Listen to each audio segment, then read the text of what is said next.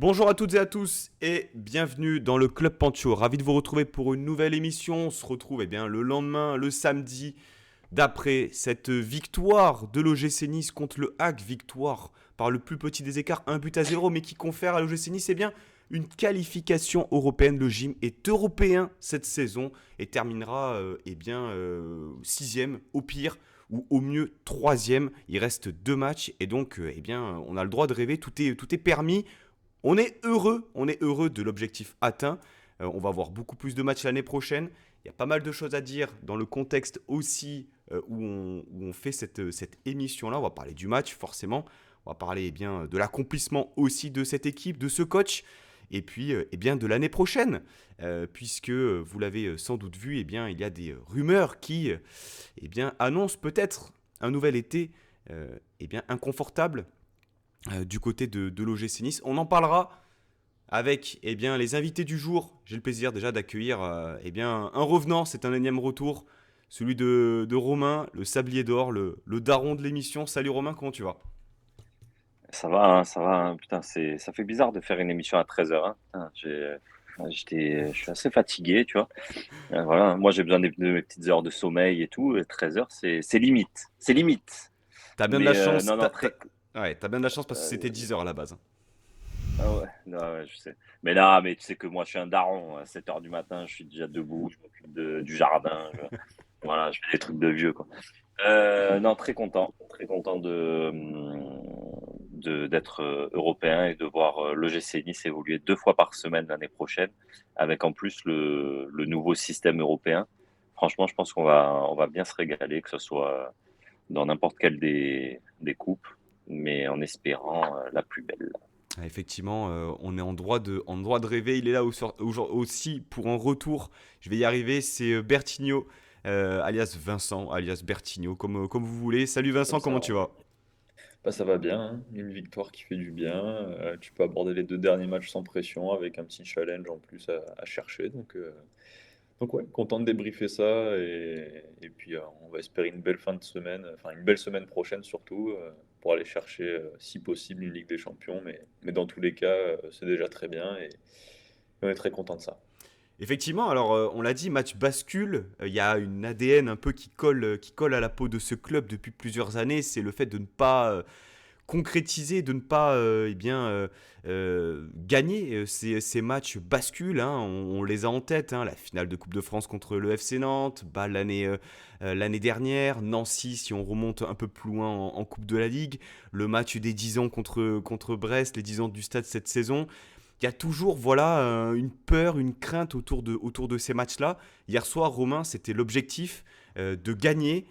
Peu importe la manière, on y reviendra un peu plus en détail, mais finalement l'objectif il est atteint, tu gagnes 1-0, tu n'encaisses pas de but et tu t'octroies le droit en fait de rêver sur cette fin de saison avec pourquoi pas une qualification soit en Europa League, soit en Champions League ou soit en Conference League.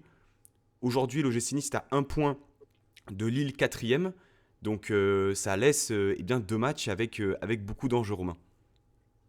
Ouais, non, mais clairement, franchement, de toute manière, hier, quand je suis descendu au stade, je m'en foutais un peu de la manière. Moi, ce que je voulais, c'était le résultat.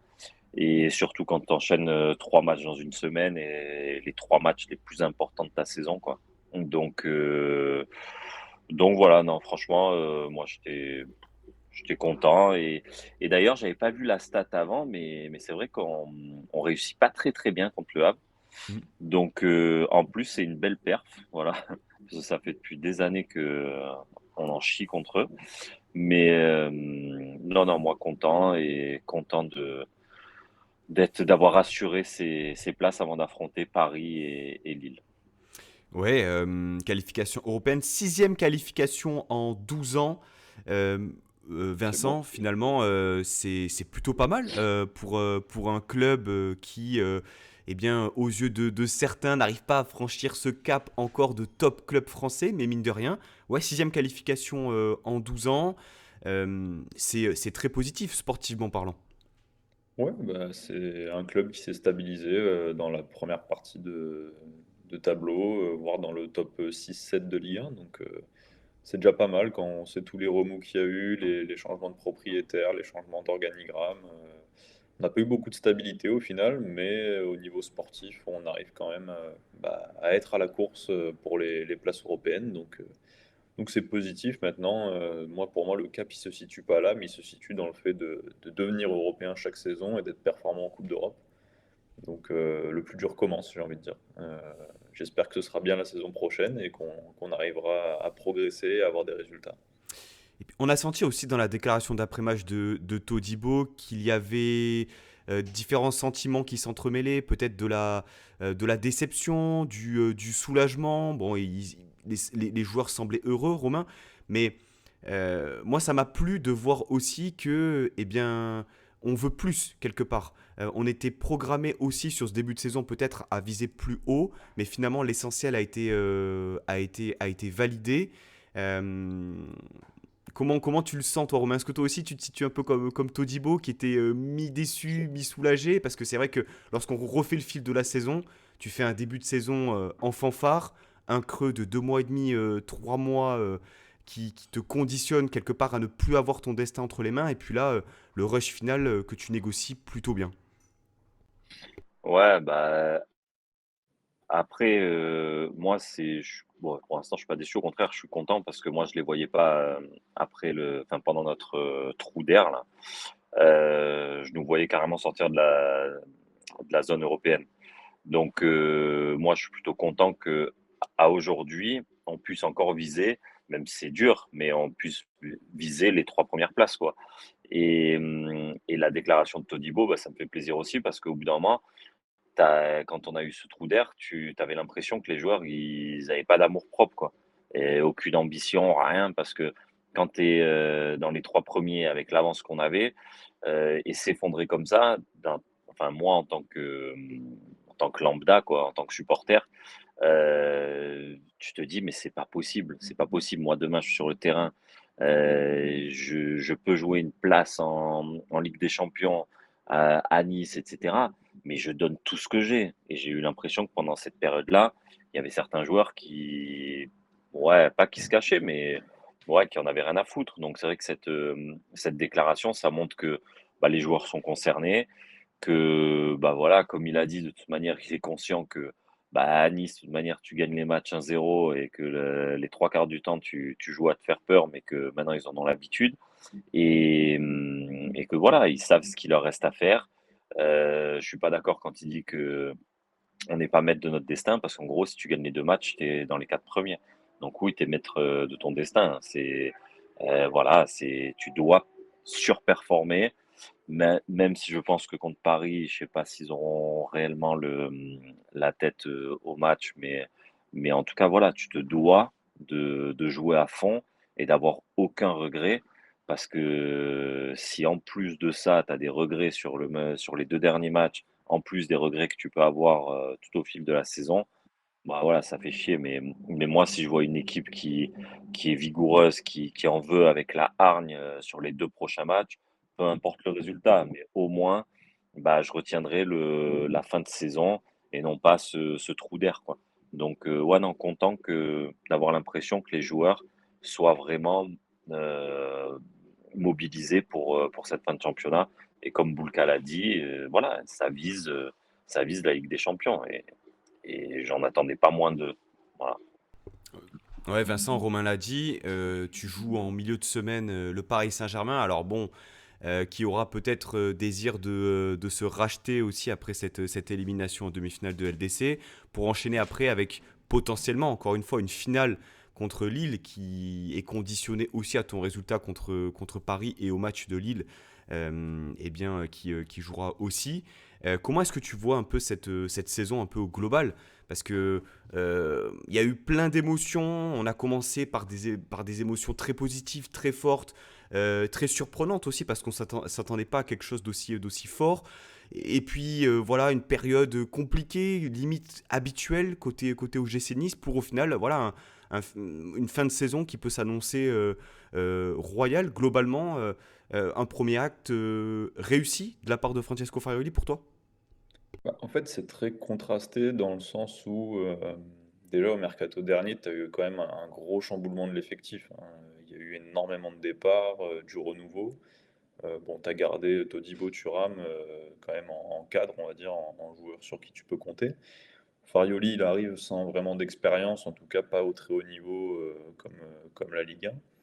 Donc, début de saison en fanfare où tout nous réussit, même si je pense qu'on a été acteur de notre début de saison, mais il y a aussi des signaux qui tournaient en notre faveur.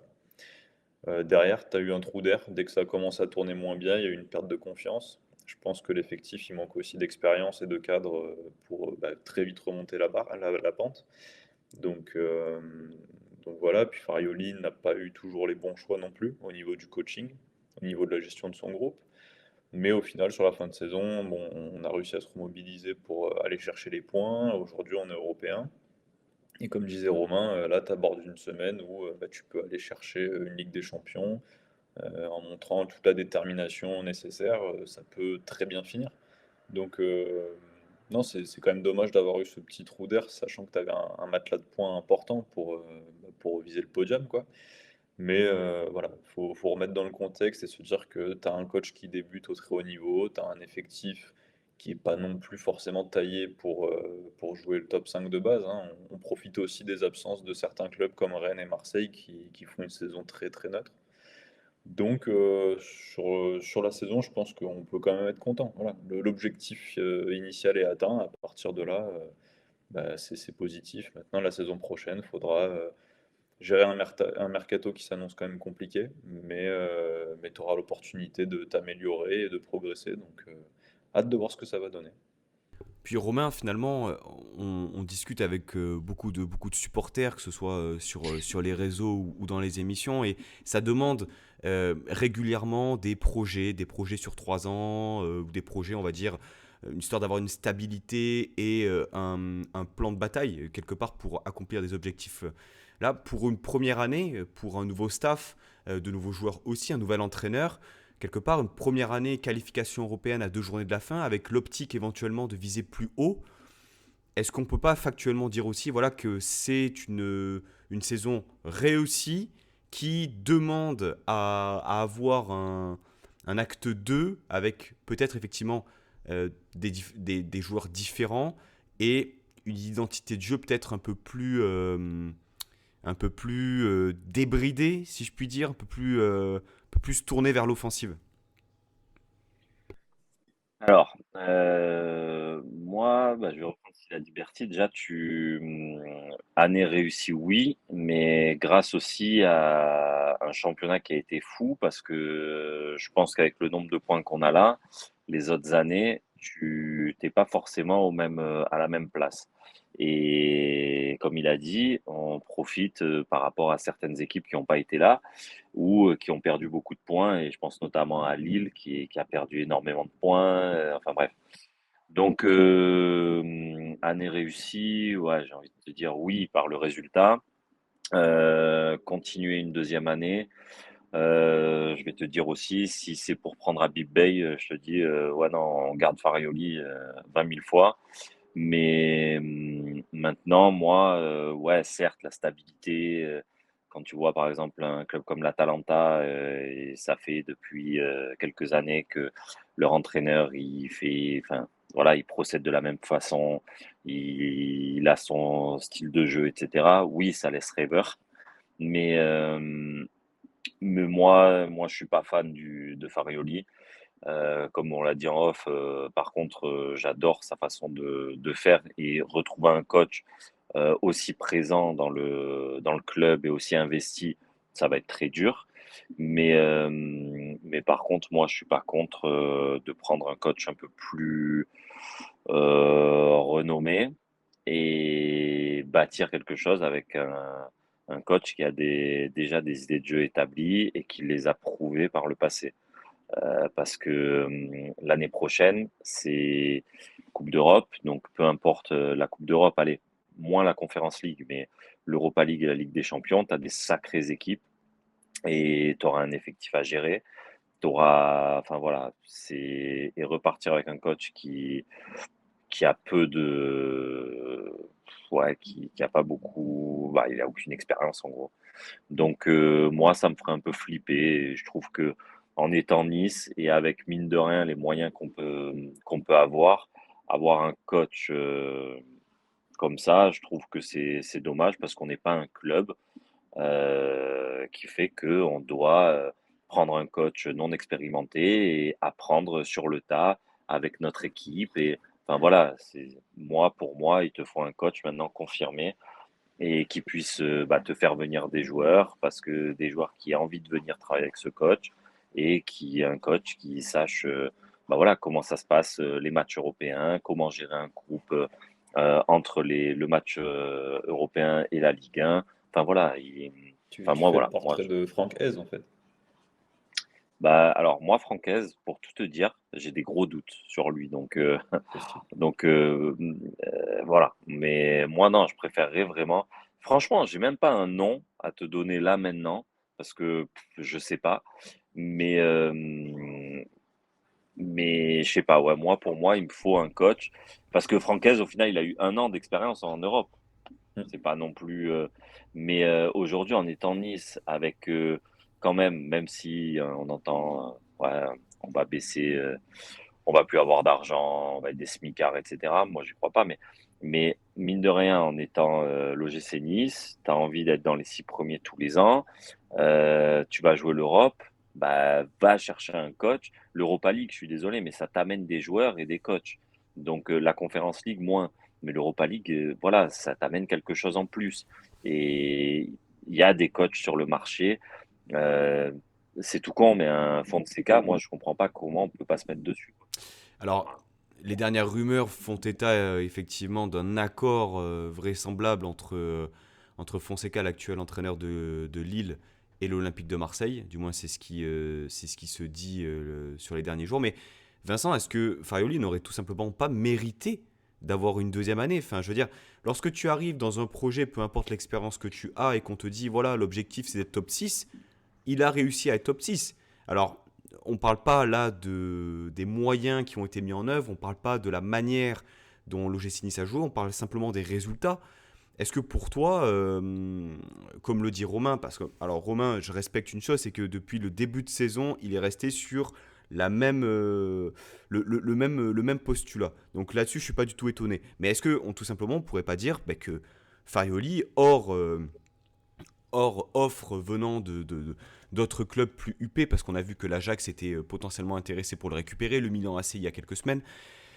Est-ce qu'il a tout simplement pas mérité qu'on voit la deuxième version quelque part de son projet?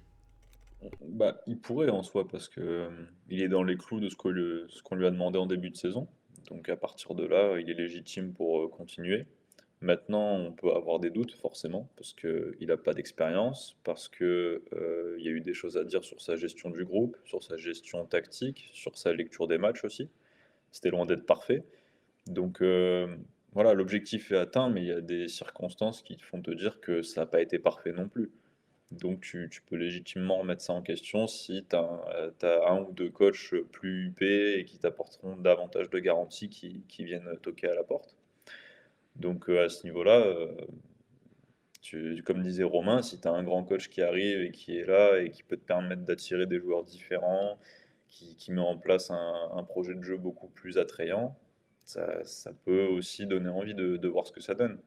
Après, là où j'ai une petite interrogation, enfin, où j'aimerais bien voir aussi, c'est si on fait un mercato où on donne des profils qui correspondent un petit peu plus à ce que veut mettre en place Farioli.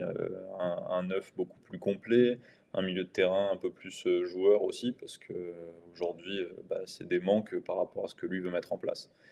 Donc, il est légitime, oui, mais voilà, il y a quelques zones d'ombre, dont le mercato. C'est pas une décision facile, mais de toute façon, comme tu dis, il y a l'intérêt de l'Ajax. Donc si l'Ajax fonce sur Farioli, ça mettra peut-être tout le monde d'accord et il n'y aura plus de débat. Et puis voilà quoi. Mais moi, pour moi, il est légitime de rester en tout cas.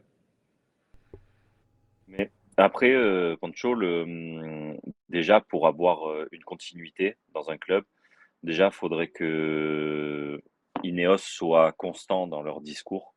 Et après, je sais pas, hein, River, comment il se positionne là-dessus, mais quand on voit que à chaque fois il y a des ouais, on nous a dit qu'il allait avoir ça, mais au final il n'y a pas eu ça et tout. J'ai l'impression que depuis 4 ans, on tourne en bourrique tous les coachs qu'on a ou tous les directeurs, enfin tous les directeurs sportifs ouais, les directeurs sportifs qui sont là et qui ont été là, tournent un peu en bourrique. Donc, au bout d'un moment, pour avoir un projet cohérent, faut que Ineos aussi ait une vision sur le long terme et pas tous les ans.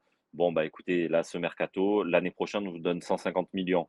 Et arrivé en février, bon, bah finalement, non, on va vous donner 30 millions. Et l'année d'après, bon, bah peut-être qu'on va encore baisser ou peut-être qu'on va monter.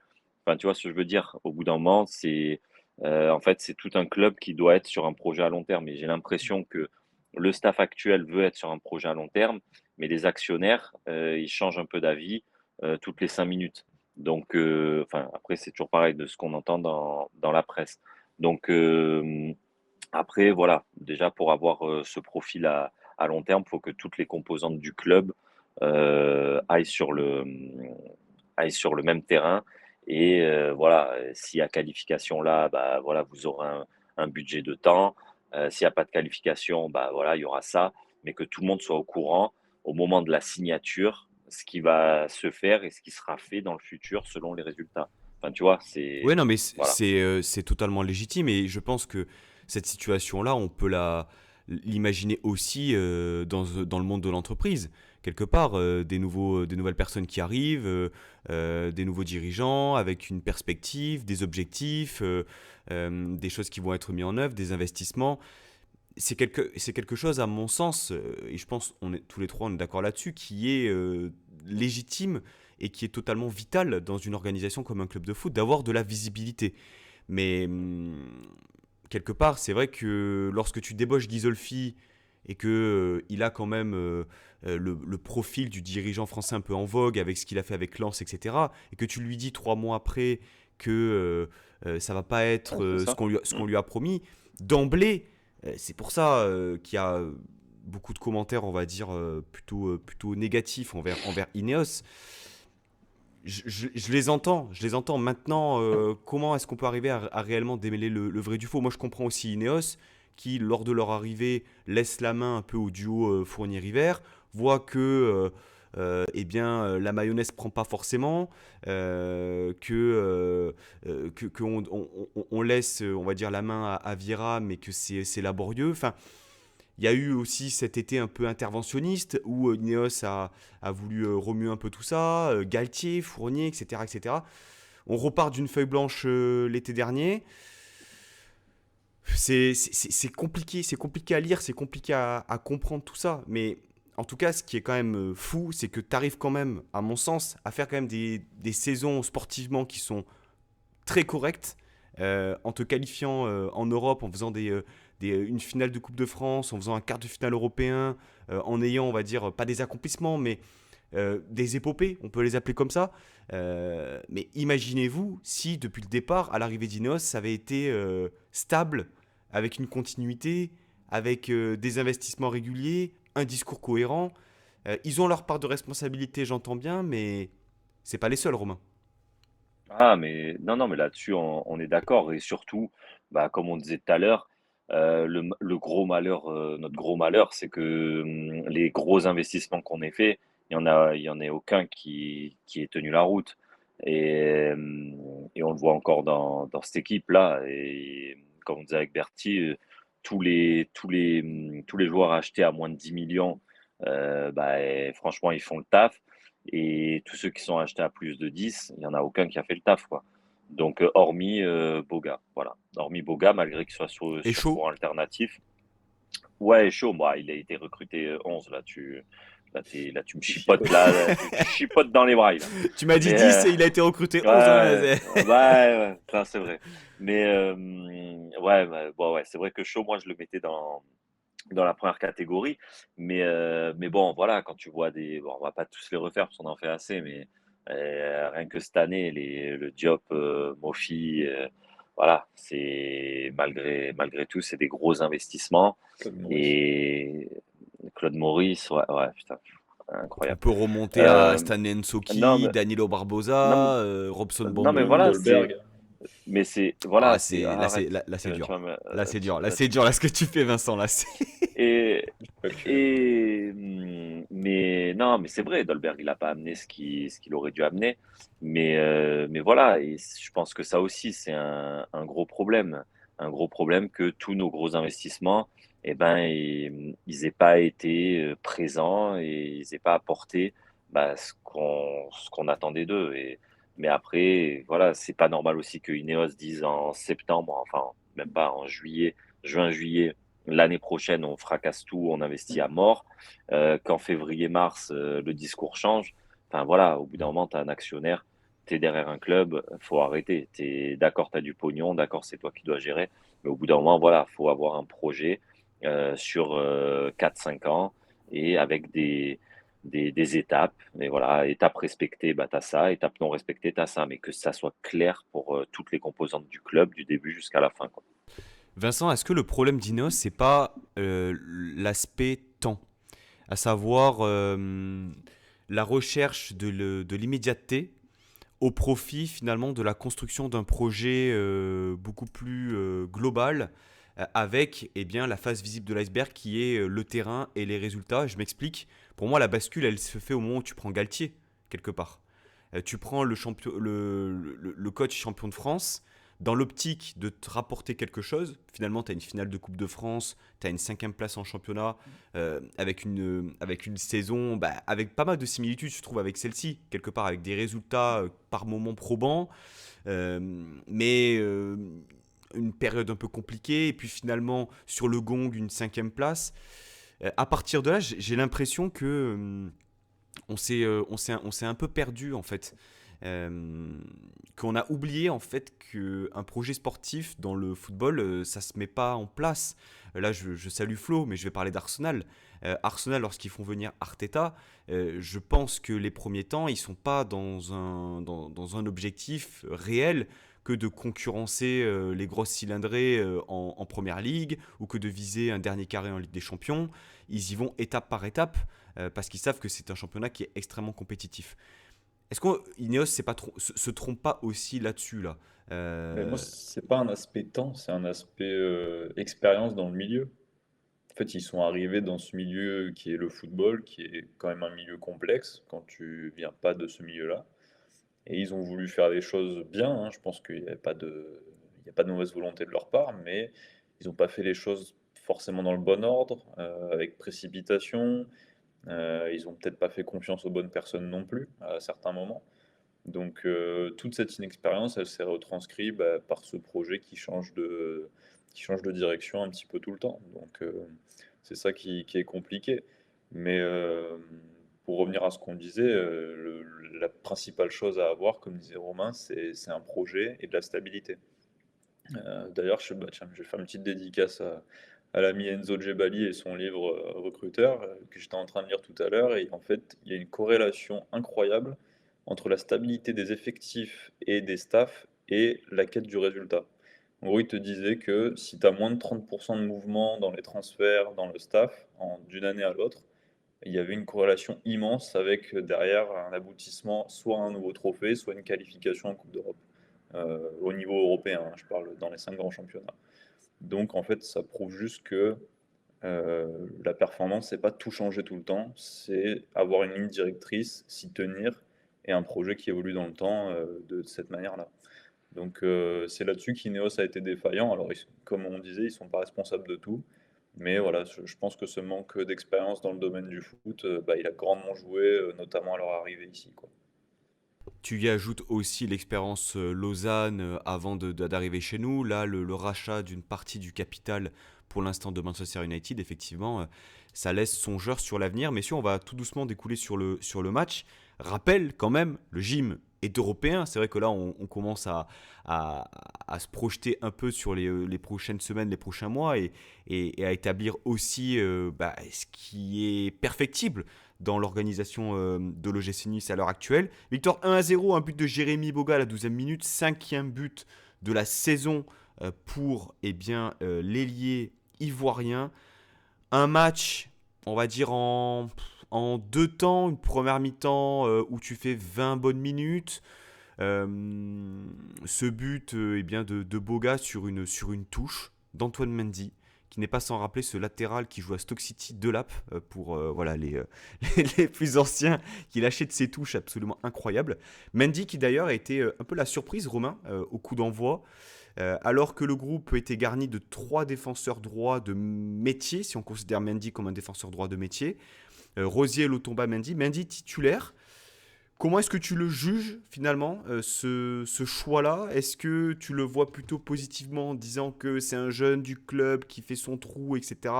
et qui profite aussi voilà, d'une période plutôt positive pour lui en enchaînant des matchs? Ou est-ce que vraiment c'est le moins pire et c'est le désert à droite ou un peu des deux? Bah, déjà, il fait un bon match, voilà.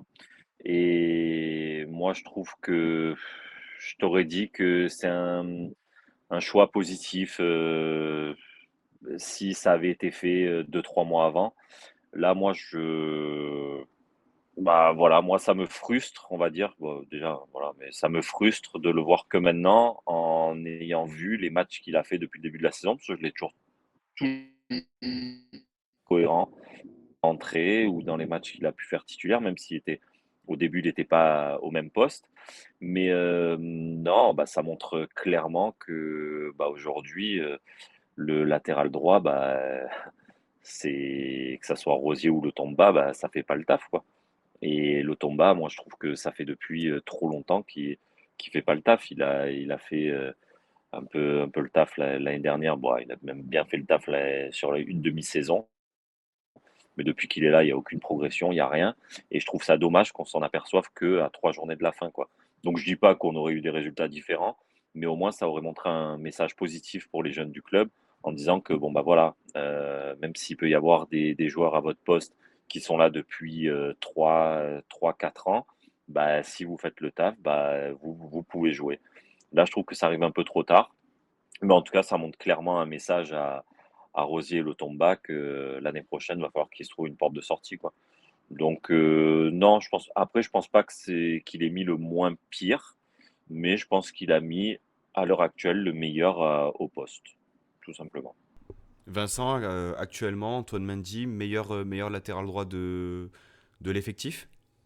Bah, c'est celui qui se montre le plus régulier. Quand il joue, il fait ses matchs, sans être exceptionnel, hein. C'est pas celui qui va déborder tout son couloir et t'envoyer un centre sur la tête de Mofi. Enfin, faudrait-il qu'il la mette aussi.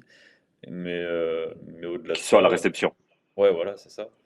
Mais au-delà de ça, je sais pas, c'est un jeune du club, joueur équilibré, bon défensivement, offensivement, bah, il te fait des bons relais avec ses milieux, ses offensifs, mais c'est simple et efficace, quoi. Mais moi, je vois vraiment sa titularisation d'hier comme un acte qui va faire que Lotomba et Rosier sont voués à partir cet été et que tu es en train de doucement le préparer à jouer la saison prochaine. Donc, moi, je le vois plus comme ça, mais en tout cas, c'est un jeune qui est méritant. Quand on fait appel à lui, il répond présent et les autres à son poste, pas forcément. Donc, la titularisation était pour moi logique dans ce sens-là. Effectivement, c'est une gestion, bon, on en parlait un peu en off, hein, cette gestion des jeunes. Avant cette titularisation, Mendy, alors j'ai pas les stats à l'appui, mais c'est quand même peu de matchs joués, peu de minutes jouées. C'est une titularisation contre Lens en fin d'année 2023 pour pallier une suspension d'un des deux centraux, je sais plus si c'était Todibo ou Dante. Todibo. Une titularisation aussi en Coupe de France contre Auxerre. Il n'y a pas Euh, contre Toulouse aussi? Contre Toulouse, À à domicile ou à domicile. l'extérieur? À domicile, je crois. Alors là, Ah, je vais regarder. tu me poses une colle, je ne sais pas, à vérifier. Romain, t'en parlais un peu en off avant l'émission. Cette gestion des jeunes, on l'a déjà pointé quelque part parce que effectivement, Mendy aurait peut-être mérité de jouer un peu plus sur la saison. On a vu un Reda, bon, pour d'autres raisons, qui est parti au mercato hivernal. On sait qu'il y a un jeune qui, en ce moment, affole un peu les compteurs, que ce soit en R1 ou dans le groupe élite. C'est Victor Orakpo, le jeune buteur nigérian qui est arrivé sur Nice l'hiver dernier. Mmh. Il est arrivé l'hiver dernier. Ça a fait le fruit de certaines discussions qu'on a pu avoir ensemble ou avec d'autres personnes. Euh, Quand on sait la difficulté qu'a l'OGC Nice aujourd'hui offensivement, est-ce que aujourd'hui il y a un problème aussi dans la politique sportive du club liée aux jeunes? Euh, Depuis Claude Puel, je pense, on n'a pas eu cet entraîneur aussi manager et formateur et aussi avec une philosophie de jeu, parce que mine de rien, Puel, sur certaines saisons, c'était quand même du beau football. Est-ce que pour toi le problème est plus profond? Est-ce que on en revient toujours au même problème qui est selon toi l'entraîneur? Euh, ou est-ce que tout simplement les jeunes aujourd'hui ne sont pas assez bons à l'OGC Nice? Alors moi, je pense que non, cette année, tu as quand même quelques joueurs qui auraient mérité de s'entraîner, rien que s'entraîner déjà avec le groupe pro. Et je trouve on a trop peu vu ou trop peu entendu des joueurs voilà, qui sont entraînés avec le groupe pro, qui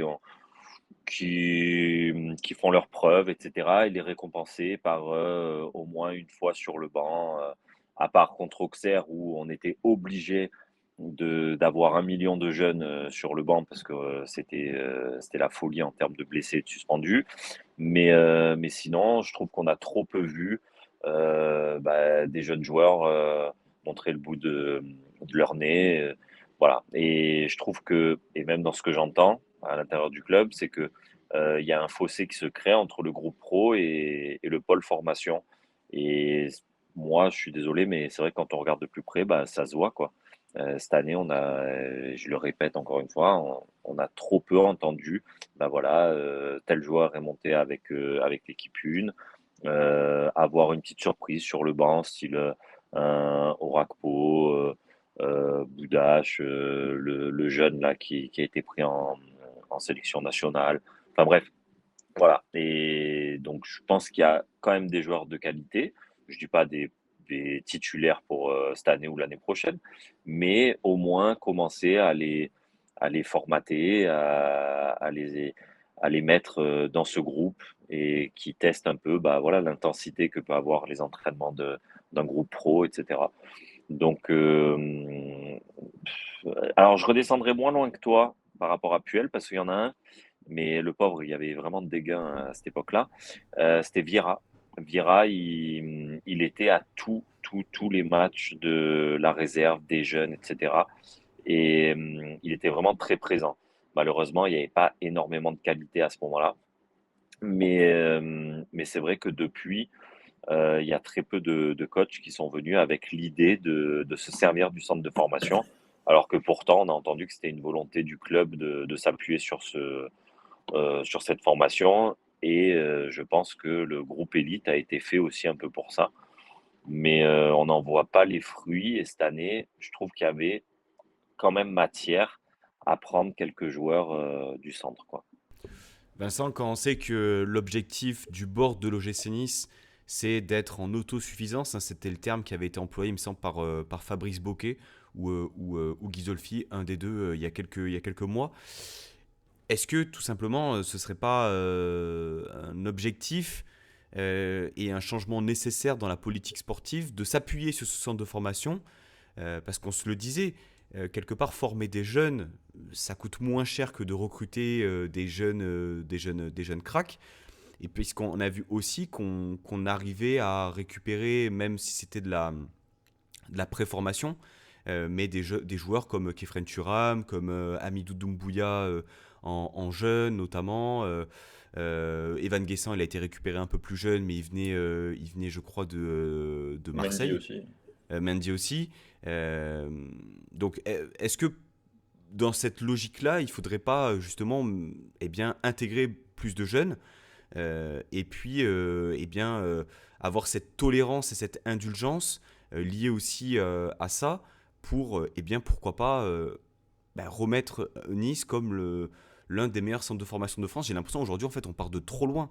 On part de trop loin. Et le meilleur exemple, du moins l'un des meilleurs exemples à mes yeux, c'est allez, le Stade Rennais à l'heure actuelle, en termes de jeunesse et performance, le step il est quand même assez petit. Qu'est-ce que t'en penses toi?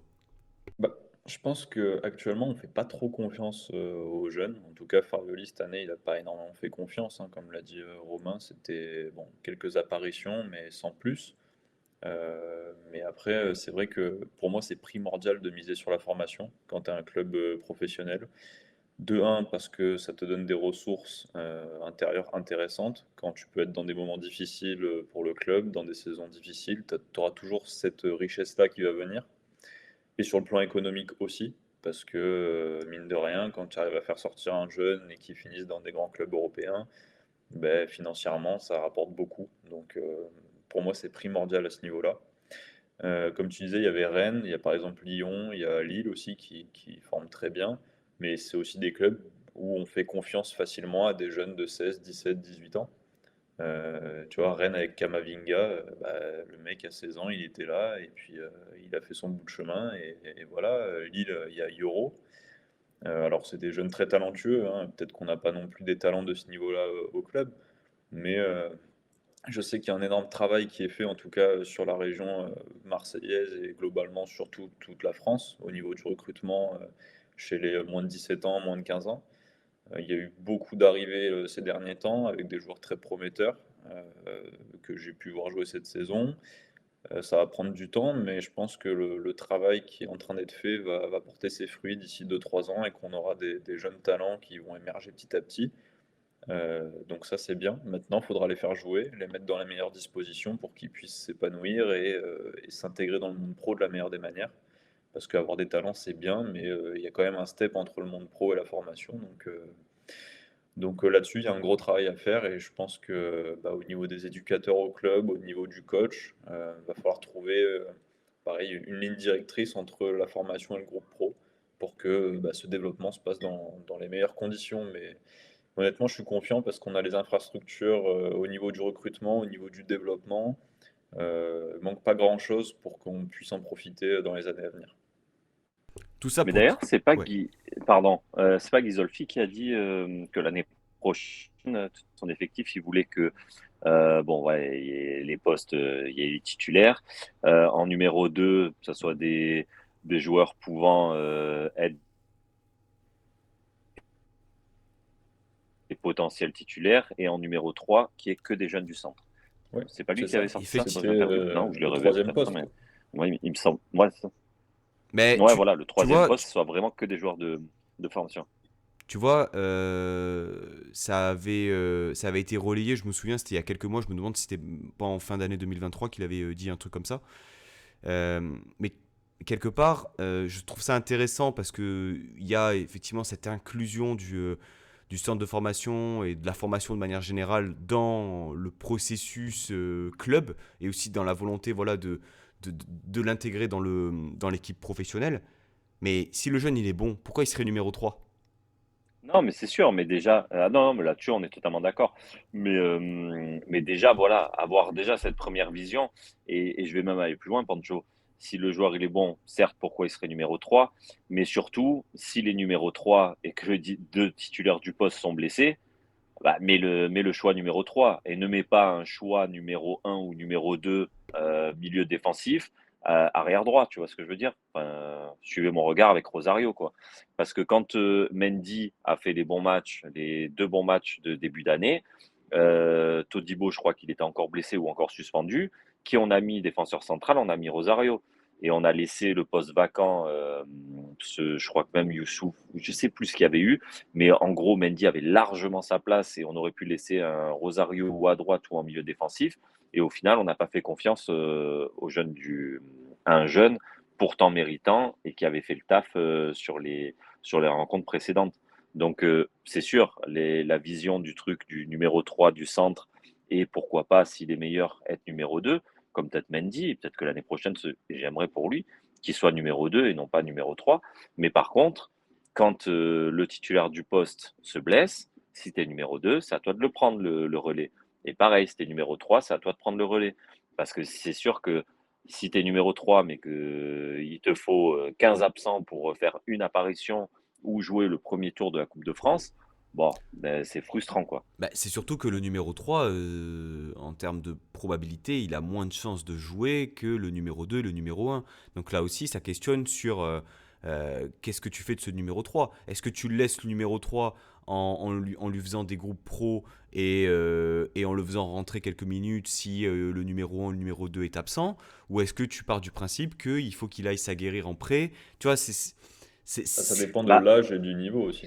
Tu vois, le mec de ouais, 16 ans, 17 ans, il peut être numéro 3 et pas forcément prêté. Par contre, celui qui a 19, 20 ans, il est déjà peut-être plus apte à être prêté dans Ligue 2 ou Nationale et faire ses minutes là-bas, tu vois. Il y a des Après, stades après, de toute manière, différents. faut se dire aussi qu'à Nice, tu n'auras jamais 24 joueurs potentiels titulaires. On n'est pas le Real, on n'est pas Chelsea, on n'est pas ce genre d'écurie. Donc forcément, en tant que numéro 2, tu auras quand même, à la base, tu devrais avoir des jeunes, quoi, du centre. Mais après, on est d'accord, numéro 3, c'est plus un truc pour te dire, bon, bah voilà, tu fais partie du projet club et pour tenir peut-être en haleine aussi les jeunes et leur dire qu'il y a une possibilité pour que tu aies tes premières apparitions en Ligue 1, voilà, cette année ou enfin, l'année prochaine, quoi. Enfin, et puis lorsqu'on regarde un peu sur les dernières années, hein, on compte vraiment de nombreux joueurs passés par notre club, qui étaient formés à Nice ou pas, où t'as un petit goût d'inachevé, voilà, des joueurs qui ont eu de la Ah ouais. confiance, mais qui n'ont pas su. Le dernier en date, d'Acuna, qui va monter avec Com en Serie A, Boscagli, Neil Maupay, on peut les citer, hein, même Romain Perrault, lorsqu'il part avant de revenir. Il y a ce goût un peu d'inachevé. Saïd Même Benrahma, un mec à comme l'époque. Ono, Honora, avec Honora, la hein. carrière qu'elle est Honora, en train de faire, bien sûr. Euh, il fait une belle carrière, hein. Tu te dis quand même, ces joueurs-là, aujourd'hui, Honora joue avec Plea à Mönchengladbach, tu te dis, bon, il a le niveau pour jouer chez nous, quoi. Donc, tout ça pour dire qu'on était très content de voir Antoine Mendy titulaire hier Ouais, soir. À la base, c'était ça. Avec un match plutôt accompli, une sortie à l'heure de jeu. Alors, j'ai pas vu, je crois qu'il sort blessé. un coup. Voilà, remplacé Ouais, il se prend un par coup. Jordan Lotomba. Les gars, ce match, vous en avez pensé quoi? Vincent, t'étais au stade. Première mi-temps, plutôt voilà, 20 minutes intéressantes, ouais, où tu maîtrises un peu cette première mi-temps. Deuxième mi-temps, plutôt, on va dire, au mieux gestion, sans artifice, ou par moment tu serres un peu les fesses. Comment est-ce que tu as trouvé la prestation de l'OGC Nice? Bah, à deux vitesses. Un premier quart d'heure où tu es entreprenant, il y a de la vitesse dans les transmissions, il y a de l'intensité, il y a quand même un minimum de mouvement, de combinaison. Au pressing, tu te presses très haut, très vite sur le porteur, donc tu récupères vite le ballon et t'étouffes assez facilement le Havre, jusqu'à ce but mérité. Et puis après, petit à petit, tu recules, tu continues de reculer, tu te projettes beaucoup moins au niveau des milieux, des latéraux. Euh, bon, c'est un peu la constante de cette saison-là qui est revenue, hein, mais jusqu'à la fin du match, c'est resté dans ce scénario-là où bah, le Havre mettait un peu la pression sans forcément être très dangereux non plus, hein. Ils n'ont pas eu d'énormes occasions à se mettre sous la dent, mais tu te mets pas à l'abri. Alors que tu mènes un zéro, tu as la qualité sur le terrain pour en mettre deux ou trois, mais tu te mets pas à l'abri et tu te laisses à la portée du Havre qui bon, aurait pu revenir hein, quand même. Il y a eu une ou deux actions chaudes. Mais ouais, manque de maîtrise et on se satisfait du strict minimum avec ce but marqué 1-0. Bon, c'est pas la mentalité que j'aime. Ça a fonctionné hier, on a gagné, on est content. Mais j'aurais aimé qu'on appuie fort et qu'on mette rapidement un deuxième ou un troisième but en se mettant à l'abri, quoi. Est-ce que finalement, Romain, le fait d'avoir marqué rapidement, c'était pas forcément une bonne chose pour Nice parce que tu te aperçois qu'après, tu baisses un peu le pied, tu commences à gagner du temps, tu joues voilà, un jeu un peu de conservation, avec pas une réelle intention d'être piquant, on va dire, offensivement, d'être un peu stéréotypé aussi.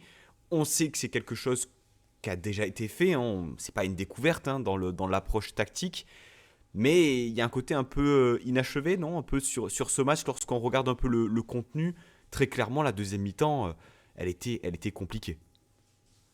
Bah, t'es horrible, hein. Et franchement, après, non, heureusement que tu marques tôt dans le match parce que moi, franchement, hein, si tu marques pas tôt dans le match, ça peut te faire vite un match comme Clermont, c'est-à-dire où t'en chies, où t'as Le Havre qui commence à prendre confiance, qui va plus te pousser dans tes retranchements.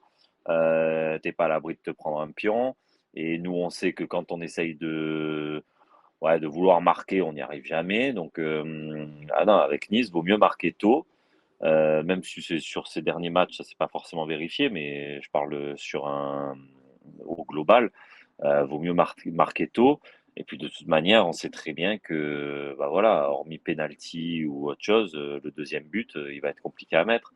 Mais, après, bah, c'est un truc qu'on sait faire, quoi.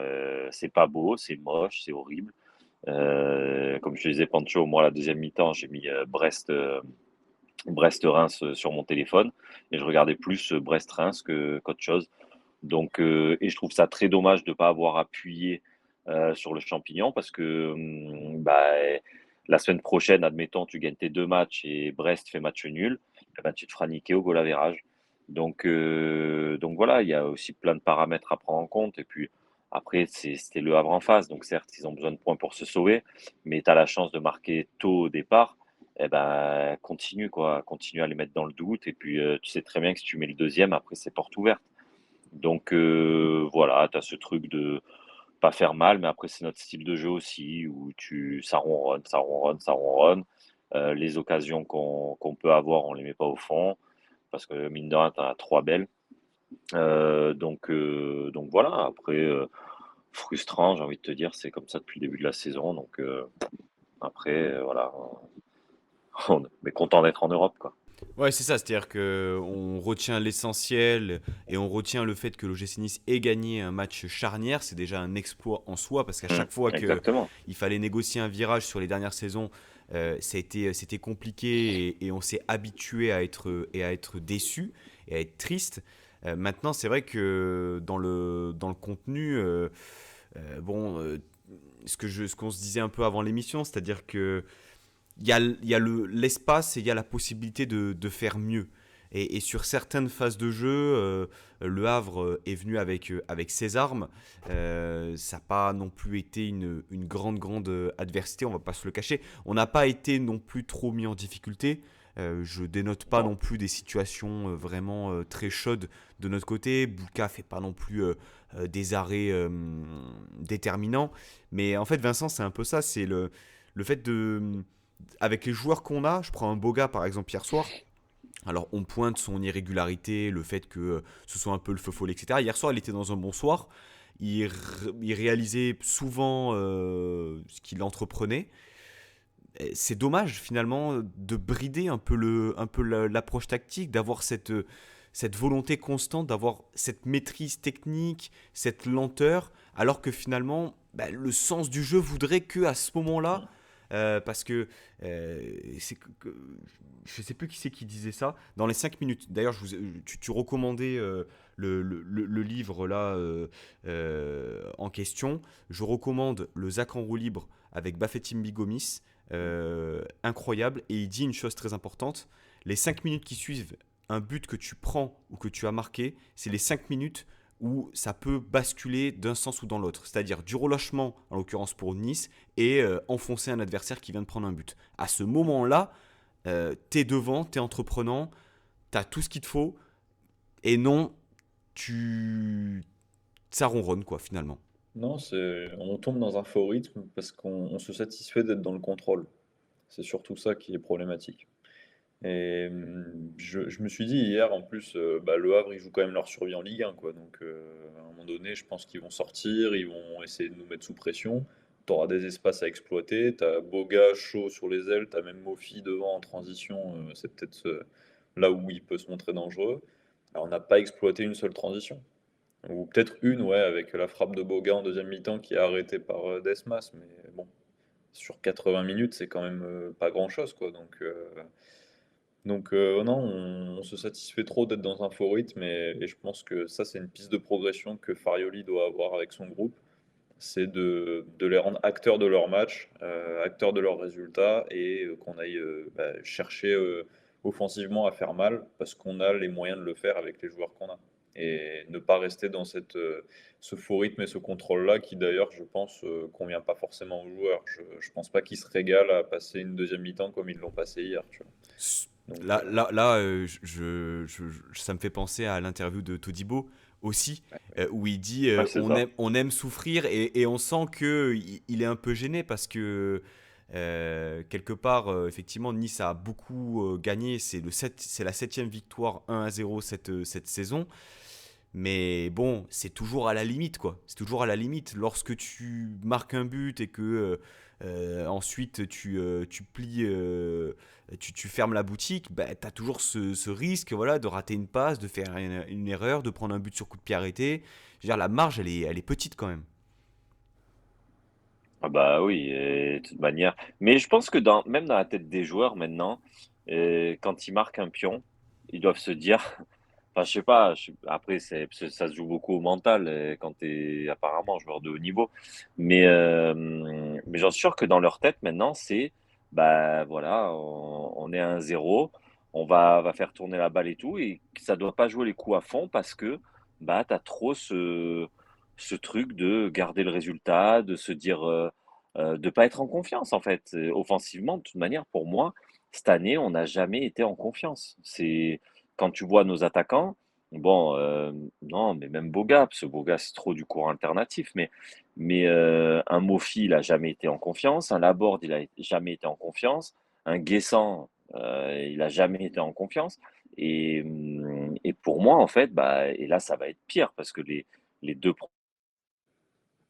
prochain match, c'est tu joues une place quand même en Ligue des Champions. Donc, donc ouais, c'est pour moi c'est un problème autre. Ouais, le fait que Farioli aime bien ce style de jeu, etc. Mais en fait, bah, comme l'a dit Todibo, on est habitué à souffrir et donc on n'a pas peur de ça. Et je pense que bah, au bout d'un moment, tu marques le premier but, et ben tu te dis bon bah voilà, on va jouer notre jeu, mais sans avoir cette envie de marquer le deuxième. Voilà, c'est ça, c'est le mot que je cherchais. C'est t'as pas forcément cette envie d'aller marquer le deuxième, quoi. Cette ambition, finalement, de se dire, comme le Ouais, disait ou cette Vincent, ambition. d'être acteur. Alors, t'es acteur, Hmm. finalement, lorsque tu défends, et lorsque tu défends bien, parce que l'OGC Nice, on le rappelle encore une fois, est la meilleure défense du championnat. C'est une force vraiment importante du collectif. Mais avec la matière que tu as sous la main, tu es quand même capable de faire beaucoup mieux. Mais bon, c'est pas effectivement le 11 mai qu'on va tout modifier. Je Ouais. pense que effectivement, on va devoir se satisfaire de ça dans le contenu avec, eh bien, on l'espère, deux prochains matchs qui vont être positifs pour Nice. Vincent, qu'est-ce que tu retiens d'autre dans ce match avant de vous demander un peu votre MVP respectif pour cette rencontre? Qu'est-ce que tu as retenu finalement, on va dire ton point principal? Je te prends un peu au dépourvu, mais concrètement, Hmm. au regard de cette rencontre. À la fois la belle activité de Sanson au milieu, autant défensivement qu'offensivement, et à la fois, encore une fois, l'incompatibilité de Mofi avec ce qui est mis en place. Euh, je pense vraiment qu'on gagnerait à avoir un attaquant beaucoup plus complet, un attaquant capable de jouer dos au jeu, de porter le ballon, techniquement plus juste, quoi. Parce que là, c'est quand même un frein de jouer avec un numéro 9 bah, qui t'apporte très peu comme il a pu le faire hier.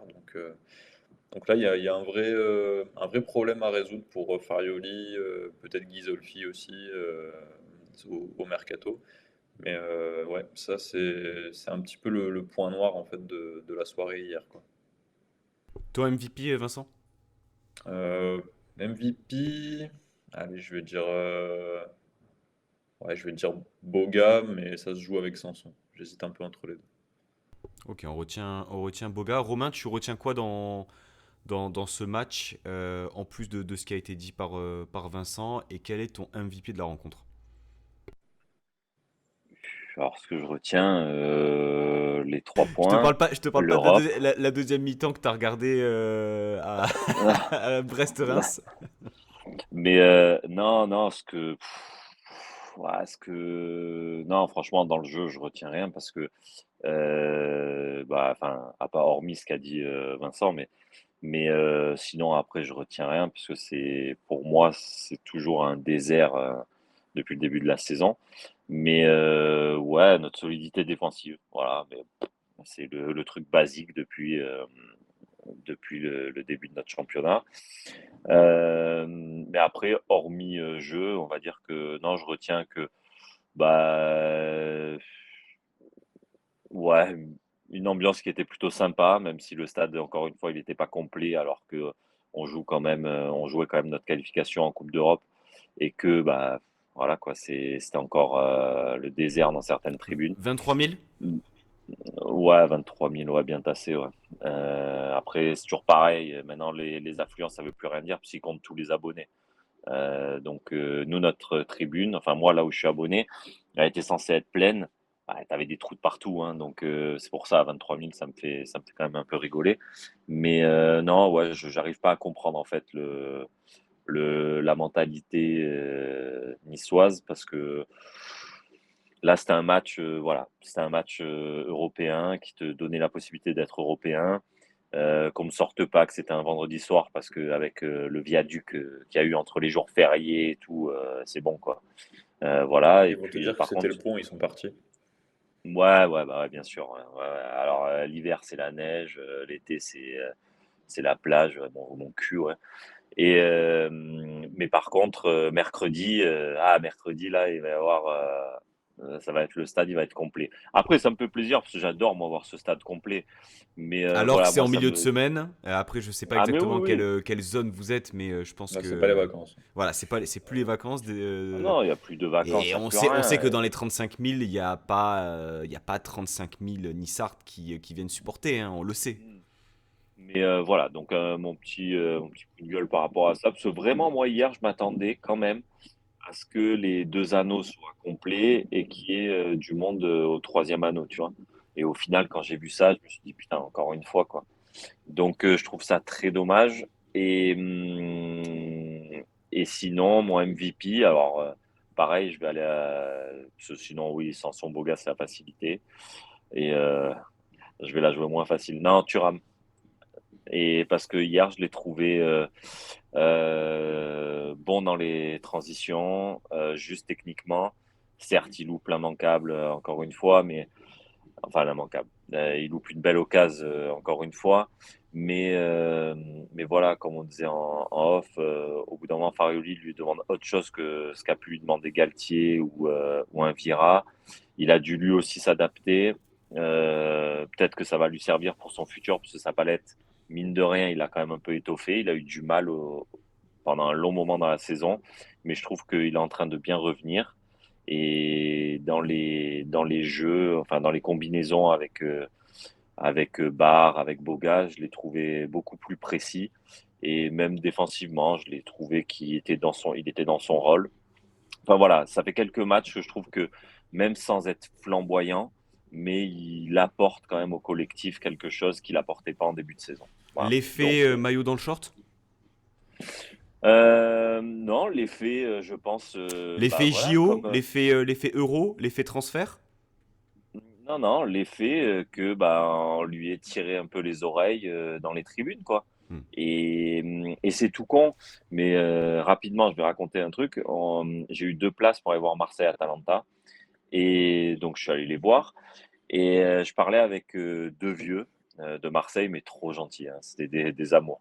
Et le pote qui m'a filé les 2 places, il avait dit aux 2 vieux, pour la petite histoire, et que c'est pas des supporters niçois et tout qui viennent, dis-leur Nice à la merde, hein. Et, donc du coup, bah, j'y vais, et trop gentils les 2 petits vieux. Et du coup, au bout d'un moment, avec mon cousin, on leur dit: «Putain, par contre, Aubameyang, hein, vous l'avez sifflé, mais mine de rien, c'est votre meilleur attaquant depuis Drogba, hein». Et là, les 2 vieux, ils nous disent quoi? Ils nous disent: «Mais attends, si on l'avait pas sifflé, tu crois que quoi? Tu crois qu'il en serait là? Aujourd'hui, à Marseille, tu fais 2 mauvais matchs, et ben voilà, on rentre dans le joueur. Le joueur, c'est pas lui qui va commencer à faire sa star chez nous, hein. C'est les supporters, les stars, hein. Quand on parle de Marseille, on parle du Vélodrome, des supporters, on parle rarement des joueurs». Et bah, du coup, ça m'a fait rire, mais quand tu retranscris ça, au bout d'un moment, Mofi, il mérite, mais Mofi à Marseille, mais tu sais les broncas qui se prendraient, mais il se ferait ruiner. Et aujourd'hui, bah, Thuram, il s'est fait siffler. Et ben bizarrement, hein, bizarrement, moi je trouve que c'est depuis qu'il s'est fait siffler, ou comme par hasard, il marque son but, je crois, 1 ou 2 matchs après. Il commence à être un peu plus constant, il commence à être un peu plus présent. Au bout d'un moment, chez nous, moi ce que je reproche, c'est qu'ils sont dans un fauteuil, ils sont dans un confort, mais monstrueux. Et à chaque fois qu'on les siffle, ouais, ça te traite, ouais, tiens, Marseillais, fais comme, va supporter Marseille. Mais dis-moi, au bout d'un moment, moi, je paye ma place. J'ai envie de voir du jeu. J'ai pas envie qu'on se foute de ma gueule pendant 4, 5, 6, 7 matchs, à rien branler sur le terrain, à pas savoir faire une passe. Eh ben non, au bout d'un moment, tu as le droit. Je suis désolé, quand un film il est pas bon au cinéma, j'ai déjà entendu des mecs siffler dans la salle. Et pourtant, voilà, ça a duré 1 heure et demie, mais ils ont payé leur place, et ben ils ont sifflé. Moi, je paye ma place. Si je suis pas content, pas bien sûr sur un match, mais au bout d'un certain temps, et ben si j'ai envie de siffler, dire que le mec il fait de la merde, il fait de la merde. Et c'est pas pour ça que dans 2 matchs, parce que Thuram, j'ai pu le dire qu'il faisait que de la merde, mais c'est pas pour ça qu'aujourd'hui je dis que bah voilà, il est en train de montrer autre chose.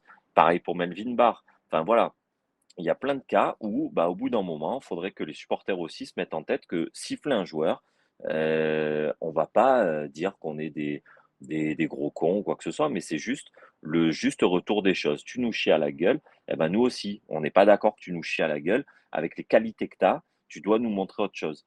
Et je trouve que bah, pour lui, peut-être que c'est pas ça, mais ça a été positif. Mais quand les supporters le font, il y a des leaders, des cadres d'équipe qui viennent régler leur compte après les matchs. Donc, faut aussi voir l'image qui est renvoyée par certains dans l'équipe lorsque les supporters le font. Mais je suis d'accord avec toi sur le fait que ils sont très gentils. La pop est très gentille parce que honnêtement, ça pourrait se passer différemment. Vincent, moi j'ai besoin d'avoir ton ressenti sur le match de Thuram. J'entends le fait qu'il y ait du mieux sur les dernières semaines, mais j'ai pas non plus l'impression, enfin, dans le contenu du match d'hier, c'est moins pire que ce qu'on a vu sur les mois de compétition, on est bien d'accord. Mais bon, c'est pas non plus. Enfin, je sais pas. En fait, j'en attends tellement plus que j'ai du mal à être convaincu. Tu devrais allumer ton micro. C'est mieux. C'est pas exceptionnel, mais il a fait un match correct. Voilà, mais comme disait Romain, je pense que son profil, il va pas trop avec ce que lui demande Farioli. Je pense que Farioli, il préfère être dans le contrôle, la maîtrise au milieu, redoublement de passes. Là où lui, Thuram, où il excelle, c'est dans la percussion, la prise d'espace, la verticalité. Donc ça, il n'a pas eu l'occasion de l'exploiter hier. Et du coup, bon, il s'est mué en simple relayeur. Il a accompagné certaines offensives. Il aurait même pu marquer un but s'il avait mieux négocié sa finition. Mais voilà, actif aussi défensivement. Il a fait les bonnes courses, bons placements, quelques interventions au duel. Donc à partir de là, c'est un match correct.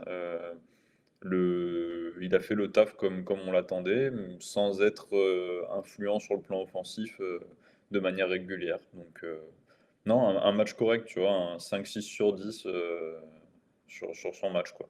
Il y a pas eu trop de déchets, pas eu grand-chose à dire, mais pas de choses exceptionnelles non plus à se mettre sous la dent.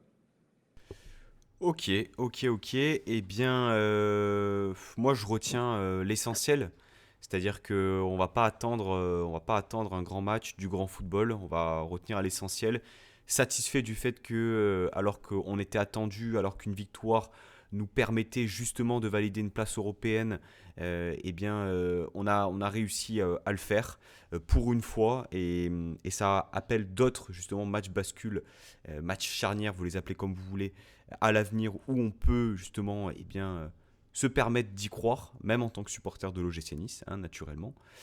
Je retiendrai ça. Je retiendrai aussi la performance de Boga, parce que mine de rien, lié au fait qu'effectivement il rate pas mal, etc., etc., c'est un joueur qui se cache rarement.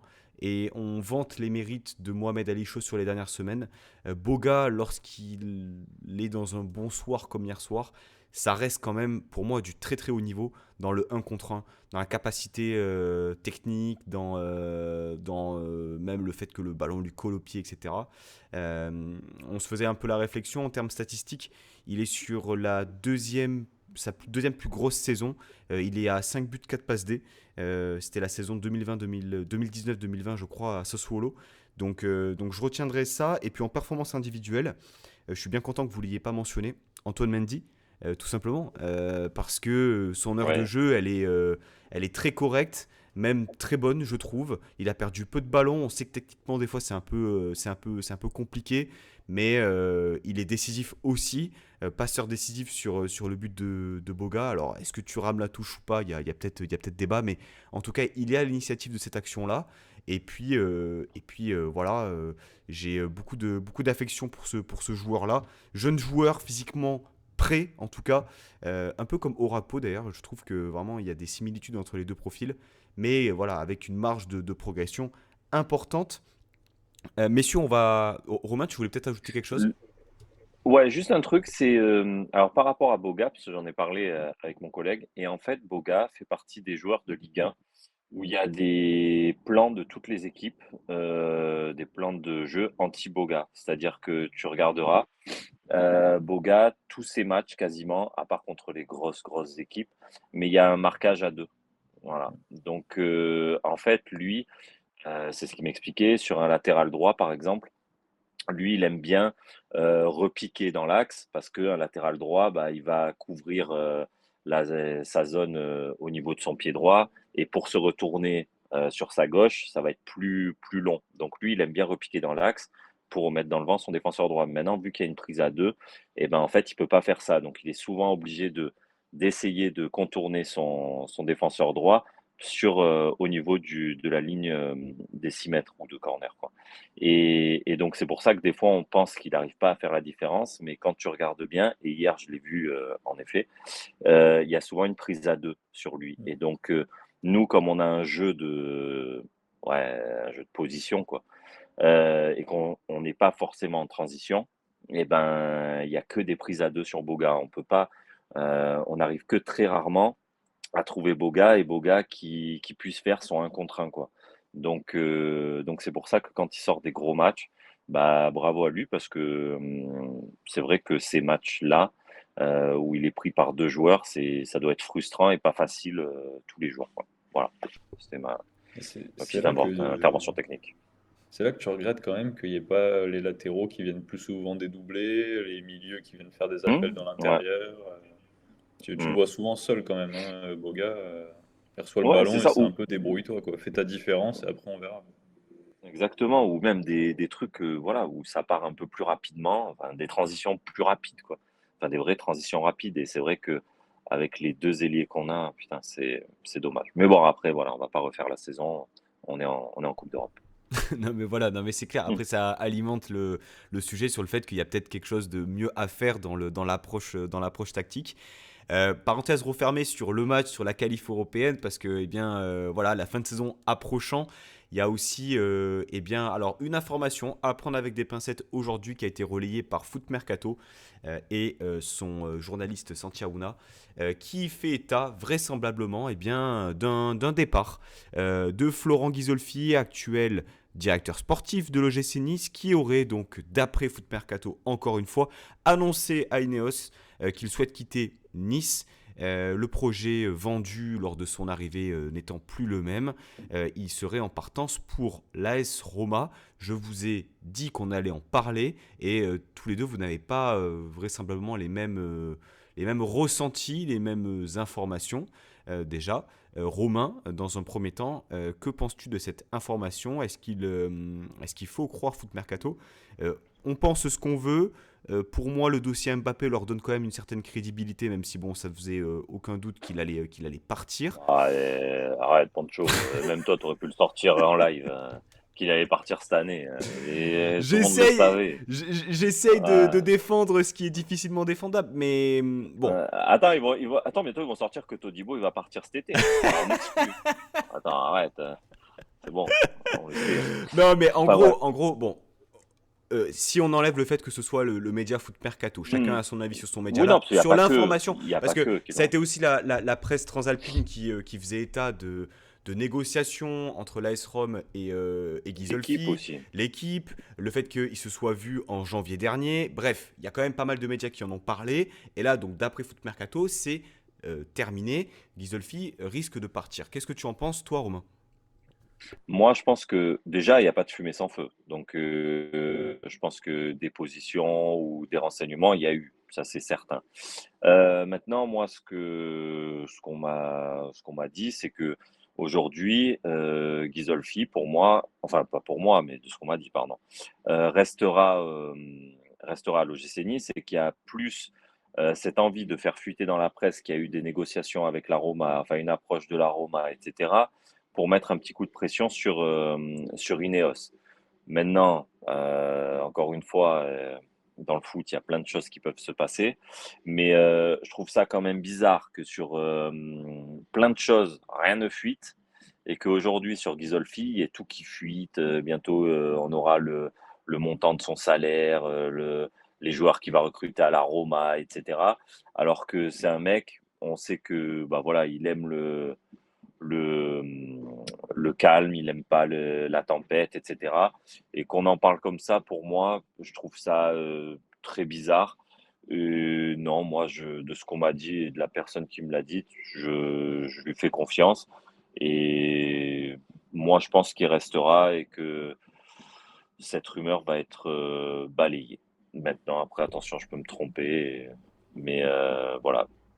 C'est vrai que pour le coup, dans la méthode depuis son arrivée à l'OGC Nice et même lorsqu'il était à Lens, c'est un dirigeant qui ne fait pas trop sortir des informations, qui travaille plutôt en sous-marin, le fameux sous-marin Qui fait sortir des fausses infos. ou qui peut faire sortir effectivement des fausses informations. Mhm. Est-ce que pour toi, Regarde quand il est venu à Nice. Pardon, quand il est venu à Nice, il me semble pas qu'on l'ait entendu 3 mois avant, quoi. Mm. Ghisolfi s'est sorti et une semaine après, il était à Nice, quoi. Enfin, il était à Nice, c'était acté.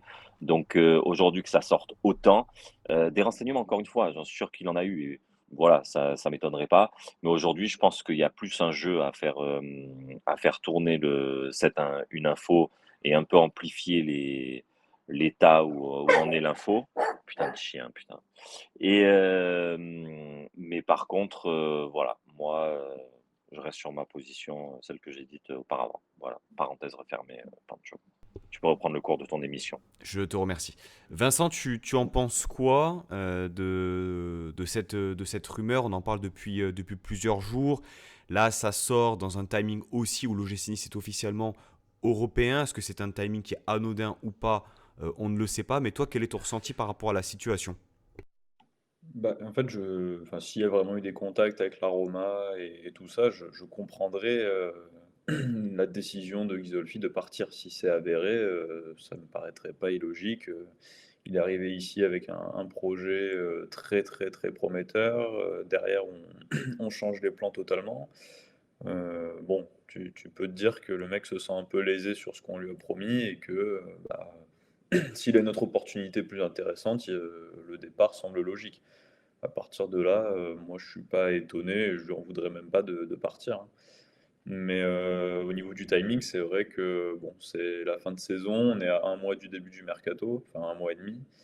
Heu, S'il venait à partir, ce serait quand même problématique parce que, bah, faudrait, trouver quelqu'un pour le remplacer. Ça chamboulerait peut-être aussi les premiers plans du mercato.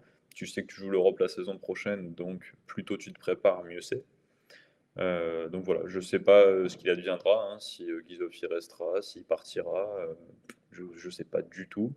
Mais, c'est vrai que c'est un petit peu un tournant pour cet OGC Nice-là, et il faudra pas se tromper, si jamais, venait à y avoir un départ, il faudra pas se tromper sur, qui prendre et et surtout au mercato, être très cohérent et réactif.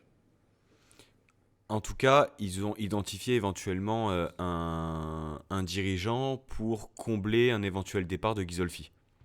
C'est une possibilité qu'il y ait un dirigeant, une personne qui soit identifiée pour reprendre la suite. Après, comme l'a dit Romain, là, on est sur des rumeurs de la presse concernant son départ, donc on ne sait pas. On verra. De toute façon, je pense qu'on sera rapidement fixé, hein.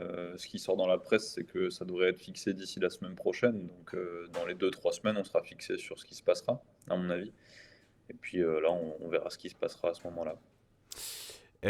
Alors moi j'ai une question à vous poser par rapport on va dire, au poste de directeur sportif. Si auquel cas Ghisolfi est amené à partir, effectivement peut-être que c'est une manigance pour mettre une sorte de pression sur Ineos avec le mercato qui arrive, c'est totalement entendable et compréhensif tant on peine à voir la visibilité dans le projet sportif d'Ineos. Est-ce que l'OGC Nice n'aurait pas intérêt à viser un directeur sportif avec une dimension un peu plus manager du football. Je m'entends, c'est-à-dire un dirigeant moins scout comme Ghisolfi, mais un peu plus représentant de l'institution et Politique. un peu plus, voilà, comme Julien Fournier l'avait été à Nice avant l'arrivée de Ghisolfi, c'est-à-dire un dirigeant avec un peu plus d'épaisseur qui va intervenir sur différents domaines. Qu'est-ce que vous en pensez? Hum, euh, ouais, ouais. Bah, après, ouais, tu peux faire ça quand ta cellule de recrutement, elle fonctionne.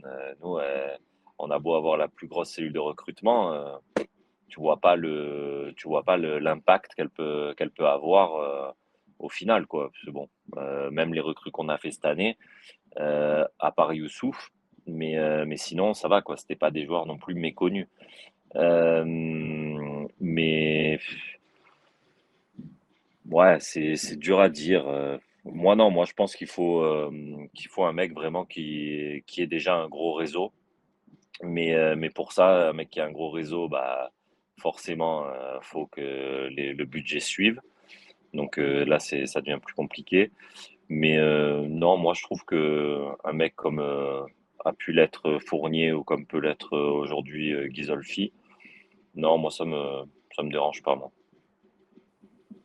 Vincent, est-ce que pour toi la question se pose ou est-ce que tout simplement il manque quelqu'un dans l'organigramme? Là, j'extrapole un peu, mais j'ai quand même l'impression que des fois, on attend des réactions, on va dire, de celles d'un directeur sportif devant les caméras, etc., par exemple, ou auprès des joueurs, mais que Ghisolfi n'est pas ce personnage-là. Euh, Bah, après, pour moi, c'est pas forcément au directeur sportif d'aller faire autorité du club auprès des journalistes, des médias, etc. Ça, pour moi, c'est le rôle du directeur général ou du président, à la Mm. limite. Ouais, plus d'un bokeh, ouais. Mm. Voilà, plus d'un Bocquet, d'un River. Alors River, il l'a fait après le match contre Lyon où il y a eu des décisions arbitrales complètement délirantes. Bocquet, c'est vrai qu'il est très discret, on l'entend très très peu, voire pas du tout. Mais pour moi, c'est pas le rôle du directeur sportif d'avoir cette dimension-là. Euh, pour moi, ça, c'est un rôle où tu dois bah, juste planifier une ligne directrice sur le plan sportif, gérer les contrats, gérer la progression du club, les transferts, et donc avoir, comme disait Romain, un bon réseau bah, pour avoir des touches plus facilement. Moi, c'est là-dessus que j'attends, hein, au niveau d'un directeur sportif, mais pas forcément au niveau de la défense de l'institution, parce que je pense que dans un club, il faut avoir des rôles bien précis, et celui du DS, c'est pas celui-là en priorité.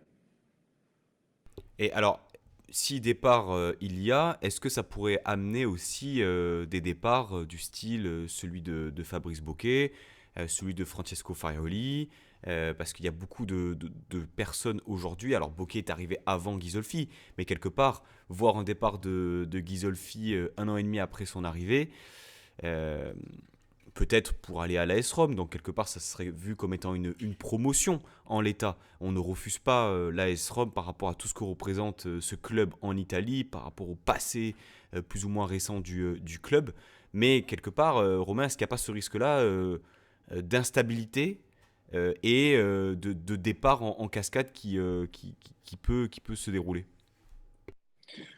Bah, moi, je pense que non. Pour Bokeh, non.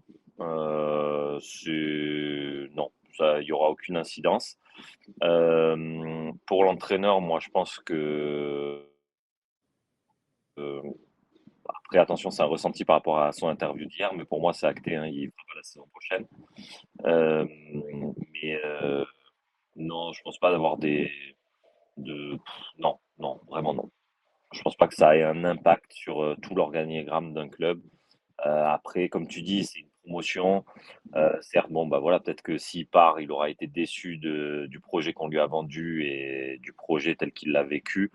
Mais après, bah non, après Bokeh, il est en train de mettre ses hommes dans des points stratégiques, au point stratégique au niveau du staff, que ça soit sur le terrain ou en dehors du terrain.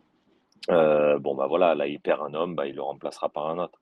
Mais je pense pas que ça change quoi que ce soit à ce niveau-là. Mais par contre, ça change bien évidemment s'il part, tout pour le recrutement. Parce qu'on a beau dire, ouais, ouais, j'ai fait les dossiers avant de partir, mais c'est pas possible de dire ça, quoi. Le joueur, en gros, il signe pour le directeur sportif, pour le projet qui va y avoir dans les années à venir. Et si tu changes de directeur sportif, t'es pas à l'abri que le projet sportif change, que la vision change, que, enfin voilà. Donc c'est clair que si tu perds et le directeur sportif et l'entraîneur, ça va nous ralentir encore à mort, à moins que tout est prévu en amont, quoi. Mais encore une fois, moi, j'y crois pas. Vincent, si Ghisolfi est officialisé bon, du côté de la S-Rom, qu'est-ce que tu retiens finalement de ce directeur sportif-là qui aura fait eh bien, 1 an et demi à la tête du projet sportif de l'OGC Nice, qui aura bâti aussi cet effectif-là avec ses atouts et avec ses faiblesses. Euh, voilà, est-ce que, enfin, qu'est-ce que tu retiens concrètement? Ça paraît, je ne vais pas dire invraisemblable parce que tout est possible dans le foot, mais ça paraît quand même prématuré en l'état de juger en fait son bilan sportif à la tête du club. Bah, ça ouais, ce serait prématuré parce que, en fait, il est un peu au début de son histoire avec Nice au final, hein, ça fait qu'1 an et demi qu'il est là, mais je pense qu'il a quand même fait du bon boulot parce que quand il est arrivé, la situation elle était compliquée. Bon, il fait un premier mercato d'hiver où il amène un peu de qualité, en prévision d'un gros mercato d'été qui n'arrivera jamais. Et puis le mercato suivant, du coup, le mercato d'été, là, il y avait beaucoup de dossiers à gérer, notamment sur les départs, avec des gros salaires à faire partir. Je pense que là-dessus, il a été très bon parce qu'il y a eu beaucoup de départs, les finances ont été un peu assainies. Ça, c'était vraiment quelque chose qui était nécessaire, je pense. Et puis, dans le recrutement, même s'il n'y a rien de très original au niveau des noms, les besoins, ils ont été quand même comblés. Tu amènes un peu d'expérience, tu amènes des joueurs qui connaissent le championnat, qui ont une petite expérience du haut niveau quand même. Et ça te permet d'avoir un effectif bah, assez qualitatif pour ce que tu veux mettre en place, sans dépenser beaucoup d'argent. Donc à partir de là, moi je trouve que le bilan est très intéressant.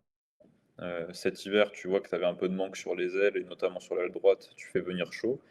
Ça, c'était aussi un beau coup. Et puis après, il y avait le cas Rosier, où c'est une opportunité de marché en plein mercato d'hiver. Bon, ça n'a pas fonctionné, mais en même temps, tu n'as pas investi 15 millions dessus, donc j'ai envie de dire ça limite la casse. Donc non, son bilan est bon pour le moment, mais en fait, ça donne envie de voir plus, quoi. On se dit, tu as envie de voir ça avec une équipe européenne, voir le mercato qu'il peut faire, comment il peut encore mieux adapter l'effectif à son coach actuel.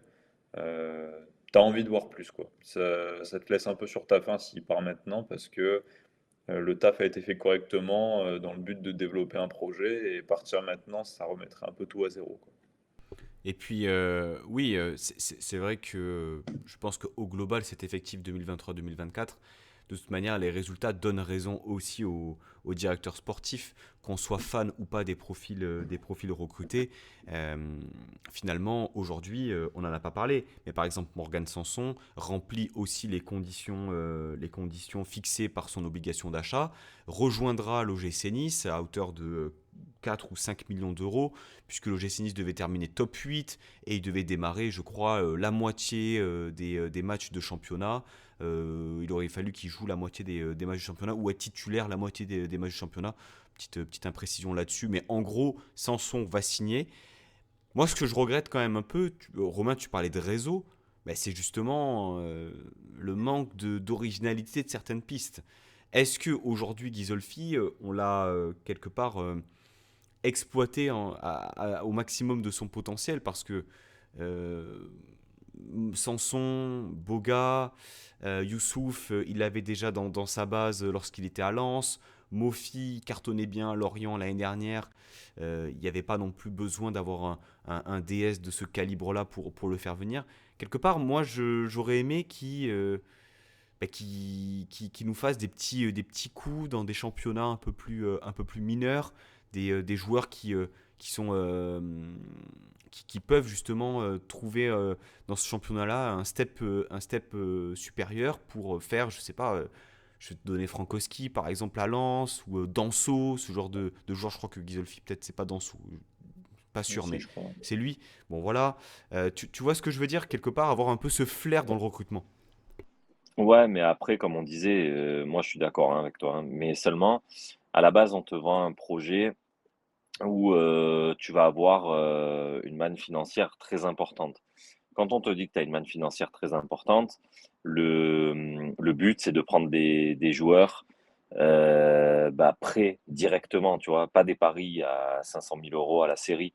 Donc peut-être que lui, à la base, il s'était préparé un mercato où bah, voilà, il voulait faire tel joueur, tel joueur, tel joueur, tel joueur à certains prix, donc des joueurs qu'on connaissait, mais prêts et aptes à tenir les objectifs initialement prévus, c'est-à-dire d'être dans le top 3. Après, on te dit en mai-juin, donc mine de rien, il a dû travailler quand même pendant le bonhomme, il a dû travailler pendant 4-5 mois sur certains dossiers. Et on te dit en mai, enfin en avril-mai, allez, on va dire, ouais, bon, bah finalement, on n'aura pas du tout le même budget, donc va falloir faire avec tant. Bah, peut-être que tes plans aussi, tu vois, il y a tout qui est revu à zéro, quoi. Donc, de 5 joueurs, on va dire, je dis n'importe quoi, que tu dois acheter aux environs de 15 millions, bah, tu en as plus qu'un. Donc après, il faut faire un choix. Donc tu vas prendre peut-être son choix, il a été mis sur Boga. Et après, bah, les coûts dont tu parles, ça se scrute peut-être sur 1 an, voire 2 ans. Et peut-être que bah, voilà, les prises d'informations, elles n'ont pas été faites au bon moment. Il a été pris aussi dans l'urgence. Et dans l'urgence, qu'est-ce que tu fais? Bah, tu fais des prêts du style Sanson. On le voit pour le défenseur gauche, où tu voulais un digne à la base, mais au final, tu pouvais plus l'acheter, donc tu as essayé de négocier en prêt. Et au final, tu te retrouves le dernier jour du mercato avec Perrault. Donc, Perrault, c'était clairement pas le choix numéro un, on le sait tous. Même si, bon, bah voilà, il a été barré par la super saison de Barre. Mais tout ça pour dire que oui, je suis comme toi, j'aurais aimé avoir ce joueur méconnu, mais qui explose aux yeux du grand public dans notre club. Mais je pense que le but d'Ineos à la base, enfin le but de Ghisolfi à la base, c'était pas ça, c'est de prendre des joueurs confirmés, talentueux et capables de nous mener vers les objectifs fixés à la base de sa signature. Et le fait que tout change comme ça au dernier moment, bah, ça a dû remettre en cause quand même pas mal de choses et se tourner, on sait tous, hein, parce le disent tous, qu'un mercato, ça se prépare pas au mois de mai ou au mois de juin, ça se prépare en amont, bien en amont, quoi. Et le fait de se retourner comme ça, peut-être que ça a amené à ce style de recrutement, quoi. Effectivement, encore une fois, l'immédiateté au profit du temps Mm. passé, Eh ouais. de Mm. l'analyse des pistes, etc., etc. On verra ce dont l'avenir sera fait. En tout cas, il n'est pas impossible qu'il y ait du changement ou pas du tout. Mais bon, aussi, lorsqu'on voit son départ de Lens dans les conditions dans lesquelles il est parti, il ne faut pas non plus qu'on soit trop naïf, je pense. On est quand même dans le football et il y a très peu de choses qui sont stables, mine de rien, dans ce système-là. Messieurs, c'était une émission à rallonge, 1h30 d'émission. On a parlé de beaucoup de choses. L'OGC Nice est qualifié en Europe, c'est une excellente nouvelle. On a 2 matchs pour rêver, pour éventuellement viser plus haut dès mercredi soir contre le Paris Saint-Germain à la maison et puis éventuellement une finale dimanche prochain à Lille au stade Pierre-Mauroy. Romain, Vincent, merci beaucoup les gars. Passez Merci à toi. un très bon week-end et puis on se dit à très vite. Cette émission, eh bien, elle est enregistrée, elle n'est pas en live, donc elle sera envoyée dès cet après-midi sur YouTube et sur toutes les plateformes de podcast. Prenez soin de vous les gars, et puis à très vite. La Bayeta, Issa Nissa.